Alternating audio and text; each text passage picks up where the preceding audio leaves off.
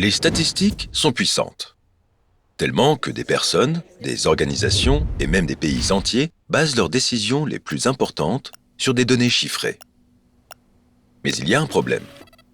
Derrière n'importe quel ensemble de statistiques peut se cacher un détail capable de renverser complètement les résultats. Par exemple, imagine que tu doives choisir entre deux hôpitaux pour l'opération d'un parent âgé. Sur les 1000 derniers patients de chaque hôpital, 900 ont survécu à l'hôpital A, contre seulement 800 à l'hôpital B. On pourrait croire qu'il vaut mieux choisir l'hôpital A. Mais avant de trancher, rappelle-toi que tous les patients n'arrivent pas à l'hôpital dans le même état de santé. Et si l'on divise ces 1000 patients entre ceux arrivés en bonne santé et ceux qui sont arrivés en mauvaise santé, l'image change radicalement. À l'hôpital A, seuls 100 patients étaient en mauvais état à leur arrivée et 30 ont survécu. À l'hôpital B, ils étaient 400 en mauvaise santé et 210 ont survécu. Donc, pour les patients qui arrivent en mauvaise santé, l'hôpital B constitue le meilleur choix, avec un taux de survie de 52,5%. Et si ton parent arrive en bonne santé à l'hôpital? Étonnamment, l'hôpital B reste quand même le meilleur choix, avec un taux de survie supérieur à 98%.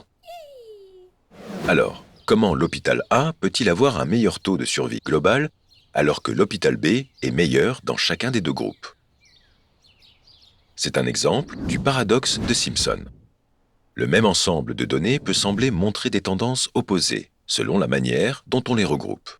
Cela arrive souvent quand les données agrégées masquent une véritable conditionnelle, aussi appelée variable cachée, un facteur supplémentaire invisible qui influence fortement les résultats. Ici, ce facteur caché, c'est la proportion de patients arrivant en bonne ou en mauvaise santé. Le paradoxe de Simpson n'est pas qu'un simple cas théorique. Il réapparaît régulièrement dans le monde réel, parfois dans des contextes cruciaux. Une étude au Royaume-Uni semblait montrer que, sur 20 ans, les fumeurs avaient un taux de survie plus élevé que les non-fumeurs.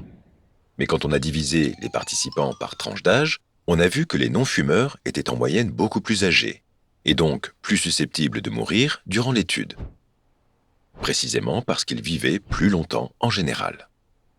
Ici, les groupes d'âge sont la variable cachée essentielle pour bien interpréter les données.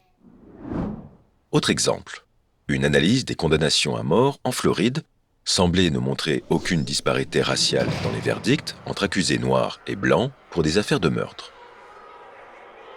Mais en classant les affaires selon la race de la victime, on voyait autre chose.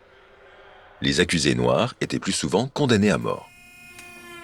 Le taux légèrement plus élevé de condamnation globale pour les accusés blancs s'expliquait par le fait que les affaires avec des victimes blanches menaient plus souvent à une condamnation à mort, et que la majorité des meurtres avaient lieu entre personnes de la même race. Alors, comment éviter de tomber dans le piège du paradoxe? Malheureusement, il n'existe pas de réponse unique. Les données peuvent être regroupées de 1000 façons, et parfois, les chiffres globaux reflètent mieux la réalité que des sous-catégories trompeuses ou arbitraires. Tout ce qu'on peut faire, c'est examiner attentivement les situations que les statistiques décrivent et se demander si des variables cachées sont en jeu. Sinon, nous nous exposons à ceux qui utilisent les données pour manipuler les autres et servir leurs propres intérêts. Continue de développer tes capacités de raisonnement grâce à ces vidéos et abonne-toi à notre chaîne. On ne sait jamais quand on aura besoin d'outils pour résoudre un problème moral.